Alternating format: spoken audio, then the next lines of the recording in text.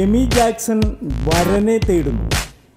വിദേശത്തു നിന്നും Tamil cinema ലോകത്തെത്തി number 1 നായികാ സ്ഥാനത്തേക്ക് എത്തിയ നായിക നടിയാണ് എമി ജാക്സൺ. എമി ജാക്സൺ സുന്ദരിയാണ്. വിദേശിയാണെങ്കിലും തമിഴകത്തോടാണ് എമിക്ക് ഏറെ താല്പര്യം. തമിഴകം സ്വന്തം നാടുപോലെയാണ് എമിക്ക്. ഒരു തമിഴത്തിയായി ജീവിച്ചു മരിക്കണമെന്നാണത്രേ എമി ജാക്സന്റെ മോഹം. എമി ജാക്സൺ ഇപ്പോൾ വിവാഹത്തെക്കുറിച്ചും ചിന്തിച്ചു തുടങ്ങിയത്.